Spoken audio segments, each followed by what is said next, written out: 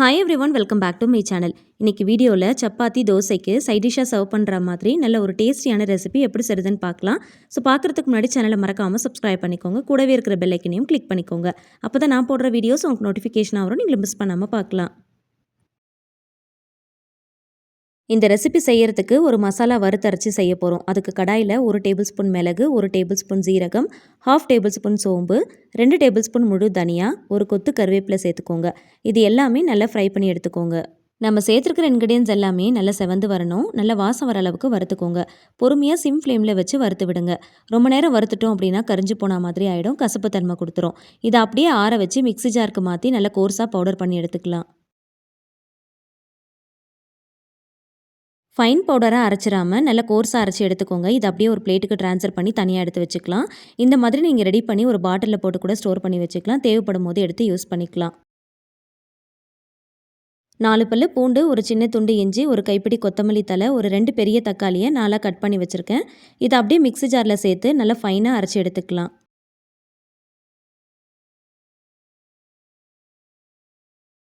கொஞ்சம் கூட தண்ணி சேர்க்காமல் இந்த மாதிரி நல்லா ஃபைன் பேஸ்ட்டாக அரைச்சி எடுத்துக்கலாம்.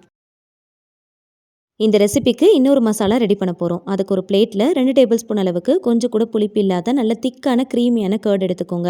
1/2 டீஸ்பூன் மஞ்சள் தூள், 1/2 டீஸ்பூன் காஷ்மீரி மிளகாய் தூள், 1 டீஸ்பூன் கசூரி மெத்தியை க்ரஷ் பண்ணிட்டு சேர்த்துக்கோங்க. சேர்த்துருக்கிற இன்க்ரீடியன்ஸ் எல்லாத்தையுமே நல்லா பீட் பண்ணி எடுத்துக்கோங்க. நல்ல ஒரு க்ரீமியான கன்சிஸ்டன்சிக்கு வரணும்.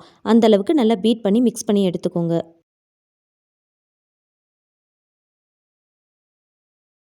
பாத்திரத்தில் கொஞ்சமாக நல்லெண்ணெய் சேர்த்துக்கலாம்.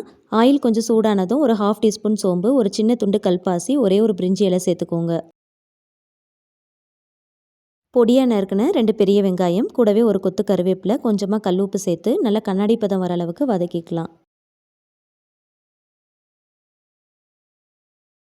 இது கூட 2 மிளகாய் வத்தல் சேர்த்துக்கலாம். உங்களோட காரத்துக்கு ஏற்றா போல் பார்த்து சேர்த்துக்கோங்க. நல்லா வதக்கி விடுங்க.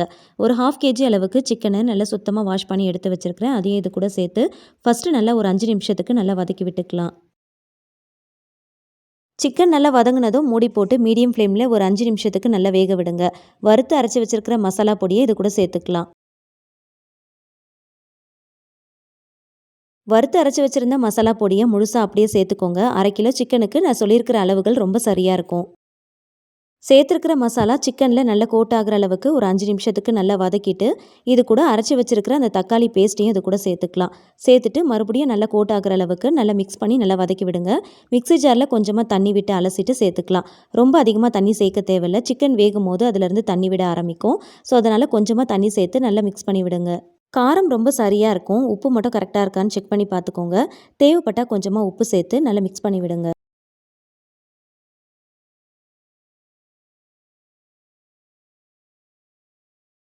மூடி போட்டு ஒரு 10 நிமிஷத்துக்கு மீடியம் ஃப்ளேமில் நல்லா வேக விடுங்க.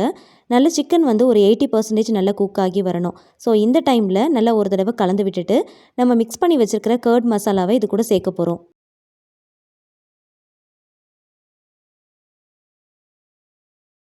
சிக்கன் கரெக்டாக ஒரு 80% குக் ஆகியிருக்கணும். அந்த டைமில் கர்ட் மசாலாவை ஆட் பண்ண போகிறோம்.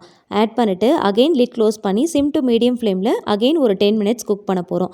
கொஞ்சமாக தண்ணி ஊற்றி அலசிட்டு அதையும் இது கூட சேர்த்துக்கலாம்.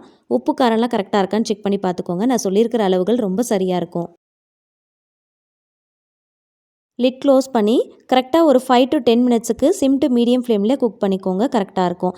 எண்ணெய் எல்லாமே நல்லா பிரிஞ்சு வர ஆரம்பிக்கும். கர்ட் ஆட் பண்ணியிருக்கிறதுனால எண்ணெய் நல்லா பிரிஞ்சு வரும். ஸோ கடைசியாக ஸ்டவ் ஆஃப் பண்ணிவிட்டு நறுக்கின கொத்தமல்லி இலைகள் சேர்த்துக்கோங்க.